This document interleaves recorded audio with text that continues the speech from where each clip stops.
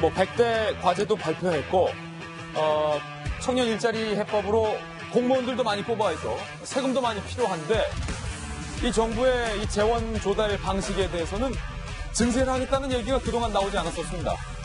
자연적으로 경제가 성장하다 보면 세수가 늘어날 것이다. 두루뭉술하게 재원 방안에 대해서 정부는 밝혀왔습니다. 그런데 김부겸 장관이 증세 얘기를 꺼냈습니다. 이제는 솔직해지자라는 겁니다. 들어보시죠. 한 60조 정도가 세금이 더 칠 것 같다, 뭐 이런 정도로 보고가 된 것 같은데 의지가 약화된 그런 말씀을 하셨더라고요. 이젠 좀 정직하게 해야 될 것 같습니다. 표 걱정한다고 정세 문제는 이야기를 안 하고 언제까지나 이 상태로 갈 수는 없지 않느냐. 김부겸 장관이 증세하자는 거예요. 이거 다 하려면 증세하자는 거예요. 오늘 아침 그 조간신문들이 대부분 김부겸 장관의 저 발언에 대해서 용기 있는 발언이라고 평가를 하는 이유는 그렇습니다. 잠깐 얘기했습니다만 표 바라보고 다음 선거 바라보고 증세 문제 얘기 안 하고 머뭇머뭇거리다가 국가 재정도 거덜나고 약속했었던 복지도 하나도 못하는 경우가 너무 많은데요. 지금도 당장 내년 지방선거 때까지는 증세 얘기를 하지 않는 것으로 그래서 나라 살림을 정부가 좀 이렇게 줄여서 하겠다고 하는 방식. 어느 신문에서는 박근혜 정부하고 똑같이 가려고 그런다라고까지 지적을 했던 방식대로 그냥 가려고 했던 거 아닙니까? 거기에 대해서 어제 추미애 민주당 대표와 김부겸 장관이 전면적으로 이 부분에 대해서 다른 이야기를 한 겁니다. 추미애 대표는 정밀타격이라고 표현할 만큼 디테일하게 얘기를 했습니다. 그래서 법인세를 2천억 이상의 매출을 올리는, 수익을 올리는 대기업의 지분으로 해서 법인세를 한 2%도 올리는 것을 제안을 했고요. 또 3% 올리는 걸 제안을 했고 또 5억 이상의 고소득층에 대해서 역시 소득세를 조금 더 올리는 걸로 이야기를 했습니다. 근데 정밀하게 이렇게 이야기를 했고 김부겸 장관의 얘기는 사실 우리가 좀 들어봤던 기억 나지 않으세요? 증세 없는 복지는 허구다. 바로 똑같은 대구 사나이 유승민 전 후보가 했었던 얘기를 우리 역시 대구 사나이 김부겸 장관이 아주 투박하게, 그러네요. 정직하게 문제 제기를 한 겁니다. 그래서 오히려 여당 안에서 이런 얘기가 나왔기 때문에 정부가 이 문제에 대해서 한번 논의를 하고요. 국민들에게 솔직하게 지금 상황이 이렇습니다. 그래서 어느 정도의 과세가 필요합니다. 그러나 그 과세를 어느 방향으로 어떻게 할지에 대해서 함께 얘기할 수 있겠다. 그리고 그걸 야당과 함께 협의를 해서 국회에서 법으로 통과시켜야 되기 때문에요. 과제가 힘들고 길지만 그리고 국민들 앞에 솔직하게 이전 정부와는 다르게 솔직하게 한번 해보자라고 하는 것이 김부겸 장관의 이야기, 추미애 대표의 발언의 본뜻이라는 것을 말씀드리겠습니다. 예. 그런데 익명의 공무원은 이게 이상하다. 뭔가 잘 짜여진 각본이 있는 것 같다. 청와대가 직접 증세 얘기 말하기 부담스러우니까 안팎에서 좀 그림 만들어주는 거 아니냐. 익명의 공무원이 이렇게 얘기했습니다. 증세 없는 복지를 강조한 지 하루 만에 기재부 외곽에서 증세 카드를 꺼냈다는 점에서 이건 치밀하게 계산된 각본, 대본이라는 느낌이 든다. 김변 박사님, 좀 익명의 공무원이 각본 느낌이 난다, 냄새 난다. 이런 이유는 뭡니까? 왜냐하면 김부겸 장관만 이런 얘기를 해서 모르겠는데 또 김부겸 장관이 했던 얘기가 비공개의 속상인데 기자들이 있으면서 기자들을 내보내고 얘기가 정상인데 그 게시라고 한 겁니다. 그러니까 외부적으로 좀 알리겠다는 의도가 있었던 거라고 볼 수 있는 거고요. 두 번째는 추미애 당대표의 발언까지 나온 거예요. 추미애 당대표도 비슷한 내용의 발언들을 하게 되는데 한날에 동시에 나왔다는 거죠. 근데 지금이 어떤 시기냐면 어저께부터 문재인 대통령이 공식 일정을 잡지 않고요. 청와대에서 국가재정전략회의를 하는 겁니다. 앞으로 있는 국정과제 100가지를 발표를 했는데 이것들을 구현하기 위해서 국가의 재정을 어떻게 짜야 될지를 공개적으로 논의하는 자리거든요. 근데 사실상 왜 그러면은 이렇게 얘기하지 않고 엊그저께 있었던 국정기획위원회 발표를 토대로 100대 국정과제 발표할 때 이 얘기 하지 그랬냐라고 얘기할 수 있는데 이때 만약에 증세 얘기를 합의되지 않은 일을 본격적으로 꺼내게 됐을 경우에는 문재인 정부가 추진하려고 하는 100가지 여러 가지 개혁 과제들이 있는 거거든요. 이런 개혁 과제들이 다 묻혀버리고 증세에만 포커스가 갈 수 있기 때문에 일단 돈 문제는 좀 뭉뚱그려서 얘기한 측면들이 있는 것 같아요. 그래서 일단은 문재인 정부가 가야 될 방향들을 분명히 정한 다음에 그럼 이것들을 해결하기 위해서 178조 원이나 해야 되는 데는 돈이 필요하다는 건데요. 여기 지금 문재인 정부의 딜레마가 이겁니다. 이 178조 원 중에 현재 세계 경제가 회복세에 있거든요. 세수가 자연적으로 증대되고 있기 때문에 이렇게 마련되는 게 한 60조가 될 거라는 건데 세계 경기가 좋아질지 나빠질지 60조가 더 거칠지 덜 거칠지는 아무도 모르는 상황이라 결과론적으로 이런 개혁 과제들을 수행하기 위해서는 돈이 필요하고 그 돈을 얻기 위해서는 누군가의 주머니로부터 더 거둘 수밖에 없는 상황이라 이걸 솔직하게 얘기해야 되는데 이걸 문재인 대통령이 직접 얘기하기는 좀 부담스러우니까 적당한 타이밍을 거쳐갖고서는 사회적 여론을 좀 조성하려고 하는 노력이 아닌가 이렇게 볼 수 있는 거죠. 정우택 원내대표가 그래서 100대 과제 발표에 대해서 예산 부분 관련해서 이렇게 꼬집었습니다. 들어보시죠. 이 100대 과제를 추진하려면 한 178조의 예산이 필요하다고 발표를 했습니다. 지금같이 세수가 잘 거친다는 이러한 전자에서 짠 것 같습니다. 거꾸로 얘기하면 재원에 대해서는 재원 무대책 발표가 아닌가. 이 적폐청산이라는 이 미명하에서 정치 보복을 위한 도구를 활용하려는 의지가 강하다라고 또한 문재인 정부가 이 박근혜 전 대통령의 재판에서 어떻게든지 간에 유죄를 만들겠다라는 그러한 불쌍한 의도를 드러낸 것이다. 일단 재원 얘기부터 해보자고요. 네, 그렇죠. 지금 이제 재원 얘기를 하는데 사실 문재인 대통령은 후보 시절에 세금에 대해서 말을 그때 아꼈습니다. 심상정 정의당 대표가 막 공격을 하면서 어떻게 할 거냐고 얘기를 하는데도 굉장히 말을 아꼈어요. 저는 정말 집권하구나, 수권 정당으로서의 책임감을 가지고 얘기를 하구나, 또 그렇게 얘기를 했죠. 나는 수권 정당의 대통령이 될 거기 때문에 나는 그렇게 말을 할 수가 없다는 얘기까지를 하면서 방어를 했습니다. 그런데 사실은 개혁이라는 게 사실 보니까 복지 확대가 대부분인데 이걸 하려면 돈이 필요하고요. 그거에서 그런 얘기를 말을 아꼈던 문재인 대통령이 지금 증세 카드를 꺼내줄 수가 없으니까 이제 집권당의 당대표와 그다음 행정자치부 장관이 좀 얘기를 한 건데 저는 비겁하지 않다고 생각합니다. 왜냐하면 제가 늘 박근혜 정부에서 증세 없는 복지가 가능하다고 했던 거에서 그렇게 한 것이 굉장히 비겁하다고 생각을 했기 때문에 우리 이렇게 하려면은 돈이 필요해. 국민들한테 심판을 이제 받고 카드를 꺼내든 거에 대해서는 훨씬 그거보다 나은 태도라고 생각이 들고요. 다만 이 방법이 맞는가에 대해서는 잘 모르겠습니다. 왜냐하면 전 세계가 지금 법인세를 낮추고 있거든요.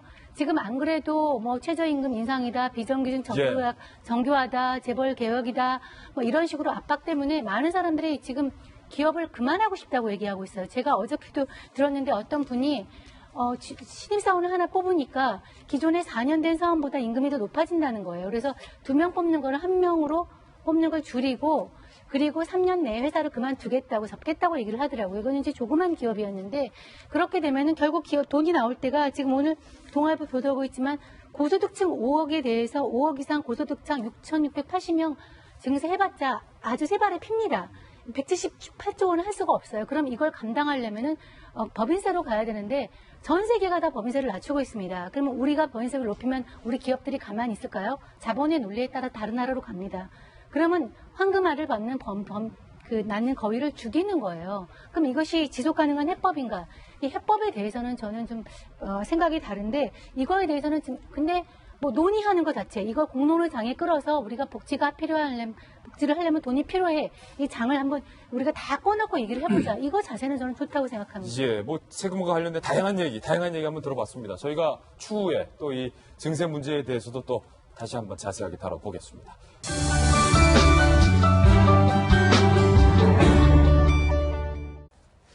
고개를 숙인 두 명의 도의원 말고 이 도의원 가운데 김학철 도의원들이 국민들은 마치 레밍이라는 설치류 같다라는 발언을 해서 논란이 되고 있습니다. 어떤 발언인지 함께 살펴보시죠. 김학철 도의원인데요. 세월호부터도 그렇고 국민들이 이상한 레밍 같다. 집단 행동하는 설치류. 그런데 이 레밍 뭔지 좀 살펴보니까 집단 자살 나그네쥐라고 불리는 설치류인데요. 우두머리 쥐를 따라서 무작정 앞도 보지 않고 우두머리 쥐만 돌진하는 겁니다.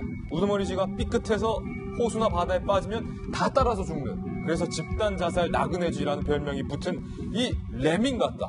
누가? 우리들이. 그러면서요, 이렇게 말을 했습니다. 만만한 게 지방의원이냐?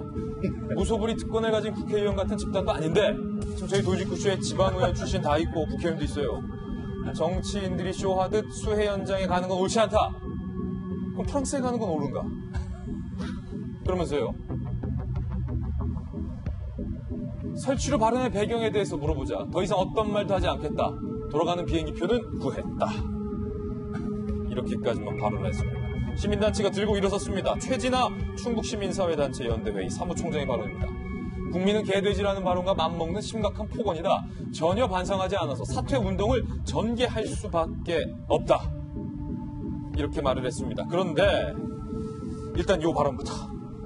레밍. 예.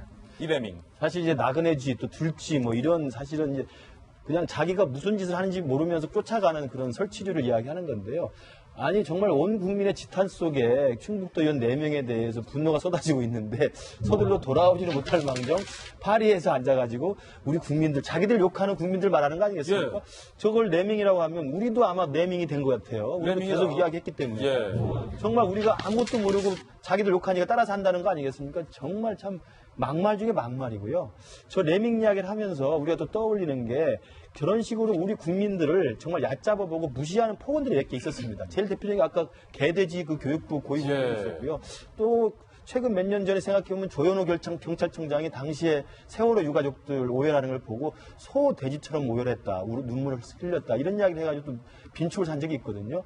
가장 또 오래전에는 80년일 거예요. 아마 전두환 정권 때 당시 주한미군 사령관 유컴이라는 사람이 당시 전두환 대통령을 통일지 국민회의에서 대통령 뽑으니까 한국 국민들은 들쥐 같아서 아무나 뽑으면 따라 살 것이다. 이런 말을 해가지고 그 당시 반미 감정에 엄청난 소리 지른 적이 있습니다. 그러니까 그 당시에 들쥐, 그 다음에 개, 돼지, 소, 돼지 그 맥락 속에서 지금 이 이야기가 나왔다는 걸 생각해보면 정말 그거 유컴은 미국 사람이 했다고 치고 이건 뭡니까? 충북 도의원이고 현직에 있는 도의원이면서 주민들로부터 선출받은 공직자가 자기를 욕하는 사람 보고 개돼지라고 이렇게 이야기하면 제가 볼 때 저건 정말 적반하장도 유분수라고 생각하고요. 예. 우리가 레밍이 되는 한이 있더라도 저 사람은 반드시 축소해야 될 것 같습니다. 자, 정레밍.